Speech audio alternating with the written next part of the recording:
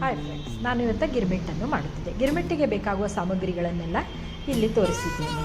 ಅದನ್ನು ಎಲ್ಲ ಜೋಡಿಸಿಟ್ಟುಕೊಂಡ ನಂತರ ಗಿರ್ಮಿಟ್ಟನ್ನು ಮಾಡಲು ನಮಗೆ ಒಂದು ಪ್ಯಾನನ್ನು ತೆಗೆದುಕೊಳ್ಳಬೇಕು. ಅದನ್ನು ಗ್ಯಾಸ್ ಸ್ಟವ್ ಹಚ್ಚಿ ಪ್ಯಾನನ್ನು ಅದರ ಮೇಲೆ ಇಡಬೇಕು.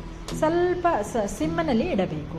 ಸ್ವಲ್ಪ ಹೀಟಾದ ನಂತರ ಅದಕ್ಕೆ ನಾವು ಆಯಿಲನ್ನು ಹಾಕಿ ಅದಕ್ಕೆ ಸ್ವಲ್ಪ ಸಾಸಿವೆಯನ್ನು ಕೂಡ ನಾವು ಹಾಕಬೇಕು.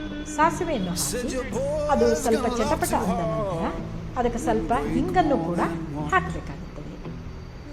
ಸಾಸಿವೆ ಹಾಕಿದ ನಂತರ ಮತ್ತೆ ಹಿಂಗನ್ನು ಕೂಡ ಹಾಕಿ ಮತ್ತು ಇದಾದ ನಂತರ ಅದಕ್ಕೆ ಸ್ವಲ್ಪ ಶೇಂಗಾ ಬೀಜವನ್ನು ತೆಗೆದುಕೊಂಡು ಅದನ್ನು ಕೂಡ ಇದಕ್ಕೆ ಹಾಕಿ ಶೇಂಗಾ ಬೀಜವನ್ನು ಹಾಕಿ ಸ್ವಲ್ಪ ಹೊತ್ತಿನ ನಂತರ ಅದು ಚೆನ್ನಾಗಿ ಕೆಂಪಗಾಗುವವರೆಗೂ ನಾವು ಅದನ್ನು ಗೊಟ್ಕಾಯಿಸಬೇಕು. ನಂತರ ಸ್ವಲ್ಪ ಅರಿಶಿಣವನ್ನು ಹಾಕಬೇಕು ಮತ್ತು ಹೆಚ್ಚಿನ ಈರುಳ್ಳಿಯನ್ನು ಕೂಡ ನಾವು ಹಾಕಬೇಕು.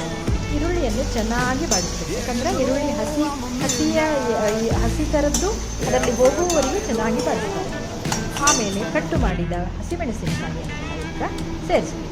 ಮತ್ತು ಅದನ್ನು ಮಿಶ್ರಣವನ್ನು ಚೆನ್ನಾಗಿ ಬಾಡಿಸುತ್ತಾ ಇರಬೇಕು. ಇದು ಎಷ್ಟು ನಾವು ಚೆನ್ನಾಗಿ ಬಾಡಿಸಿ ಮಿಶ್ರಣವನ್ನು ರೆಡಿ ಮಾಡ್ಕೊಳ್ತೀವಿ ಅಷ್ಟು ರುಚಿಯಾದ ಗಿರ್ಮಿಟ್ಟು ತರುತ್ತದೆ. ಮತ್ತು ಕರಿಬೇವಿನ ಎಲೆಯನ್ನು ಕೂಡ ಹಾಕಿ ಮತ್ತೆ ಚೆನ್ನಾಗಿ ಗೊಟ್ಕಾಯಿಸಬೇಕು. ನಂತರ ಹುಣಸೆಹಣ್ಣಿನ ರಸವನ್ನು ನಾವು ಸ್ಕ್ವೀಸ್ ಮಾಡಿ ಚೆನ್ನಾಗಿ ಸ್ಕ್ವೀಸ್ ಮಾಡಿ ಅದನ್ನು ಎಲ್ಲ ರಸವನ್ನು ಇದಕ್ಕೆ ಹಾಕ್ಕೊಳ್ಳಬೇಕು. ನೆನೆ ಇಟ್ಟ ಹುಣಸೆಹಣ್ಣಿನ ಇದನ್ನು ಹಾಕಿಕೊಂಡು ಮತ್ತೆ ಅದನ್ನು ಚೆನ್ನಾಗಿ ಕೈಯಾಡಿಸುತ್ತಾ ಇರಬೇಕು.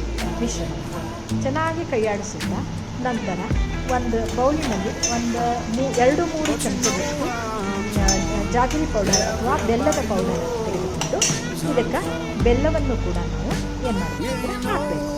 ಬೆಲ್ಲವನ್ನು ಹಾಕಿದ ನಂತರ ಅದರ ಜೊತೆಗೆ ಸ್ವಲ್ಪ ರುಚಿಗೆ ಎಷ್ಟು ರುಚಿ ನಮಗೆ ಉಪ್ಪು ನಾವು ಎಷ್ಟು ತಿಂತೇವೆ ಅಷ್ಟು ಉಪ್ಪನ್ನು ಇದಕ್ಕೆ ಹಾಕಿ ಮತ್ತೆ ಚೆನ್ನಾಗಿ ಗೊಟ್ಕಾಯಿಸುತ್ತಾ ಇರಬೇಕು.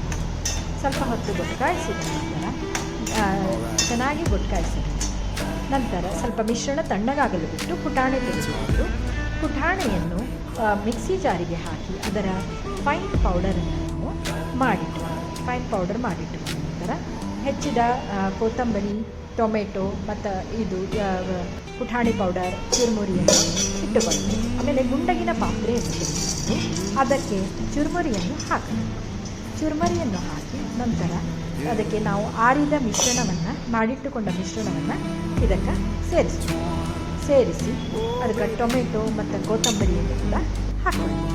ಟೊಮೆಟೊ ಕೊತ್ತಂಬರಿಯನ್ನು ಹಾಕಿಕೊಂಡು ಮತ್ತು ಸ್ವಲ್ಪ ಚೆನ್ನಾಗಿ ಗೊಟ್ಕಾಯಿಸಿ ಸ್ವಲ್ಪ ಮೇಲುಗಡೆ ಸ್ವಲ್ಪ ಪುಟಾಣಿ ಪೌಡರನ್ನು ಕೂಡ ನಾವು ಏನು ಮಾಡಬೇಕು ಇದಕ್ಕೆ ಹಾಕ್ಕೊಳ್ಬೇಕು.